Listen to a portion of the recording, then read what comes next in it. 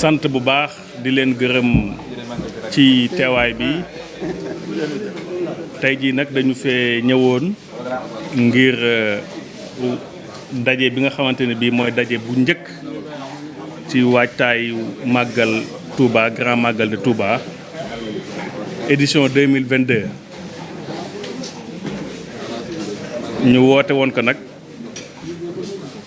ànd ci ak comité d'organisation bi nga xamante ni bii Serigne Ousmane Mbacké Gaynde Fatma moom mooy coordonnateur bi waaye tamit ci njiitalu Serigne Bassirou Abdou Khadre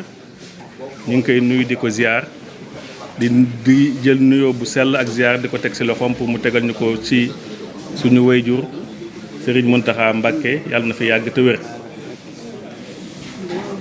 màggal gi nag ñi ngi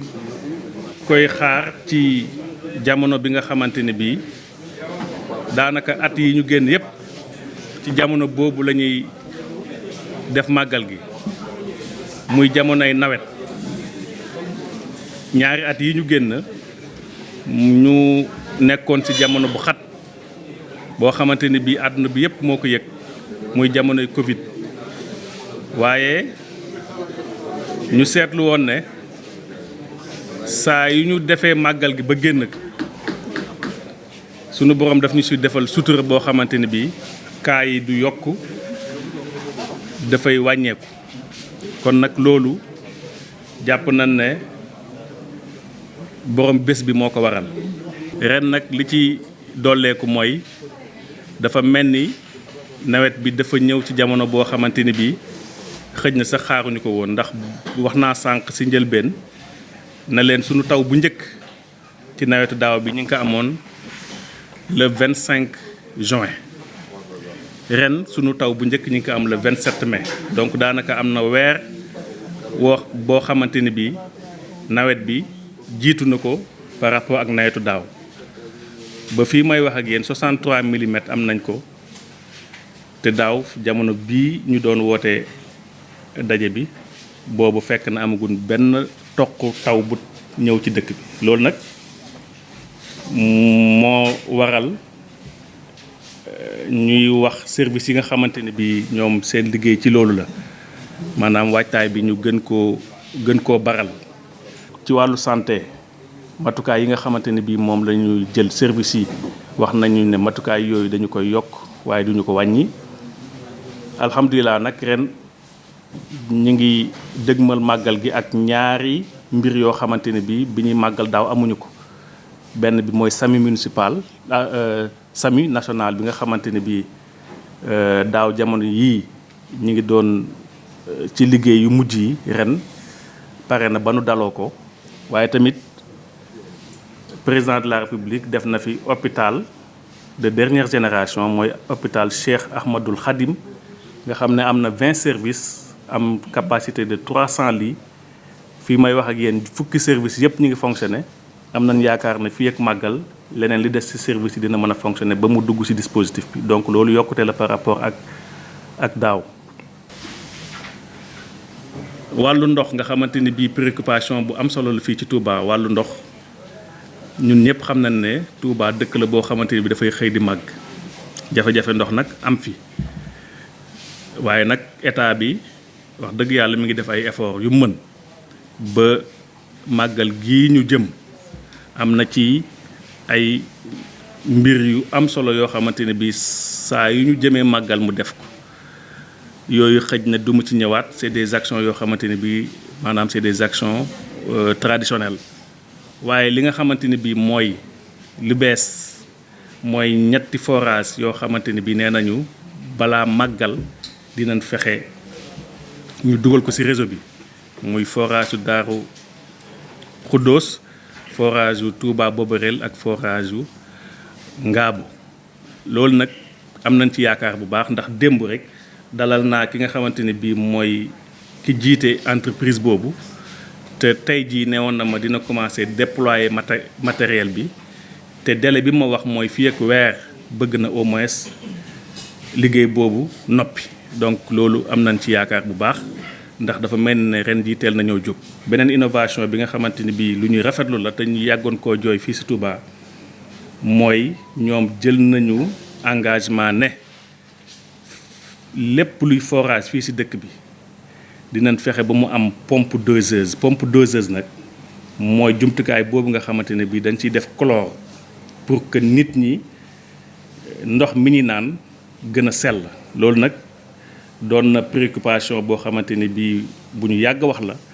ndax dañ daan def saa yi ñuy jub màggal rek ñu indi installé ko ci forage yi waaye bu màggal jeexee ñu yóbbu ko waaye cette fois-ci ñoom nee nañu jël nañu engagement que loolu dañ koy indi bàyyi ko ci dëkk bi ñu koy continuer di ko jëfandikoo. donc am nañ yaakaar ne ci wàllu wér-gu-yaram dina doon lu am solo loo xamante ne bii dina am njeextal ci askan wi nga xamante ne bii moo fi nekk. sama wax du ci bëri c'est-à-dire que maanaam dëkk bi moom nañu jàpp ne dëkku baat la boo ci amee mbébét ci benn mbir nga gis ne xëj na am na ñu ko rafetluwul da ngay dellu ci borom baat bi rek donc di ko déglu waaw dafa mel foofu daal lañ toll waaw. événement la boo xam ne ni mu toll kenn dutu ko wax kenn nattatu ko ci Sénégal waaye ci àdduna lañ koy nattee événement bu toll noonu nag bu fekkee yàlla dafa def muy xewi fii defe naa ñëpp ay acteurs lañu ndax ci suñu réew lay xewe waaye nag ci ñun lay xewe murid yi nag ñi ngi fépp ci àdduna bi waaye jullit yi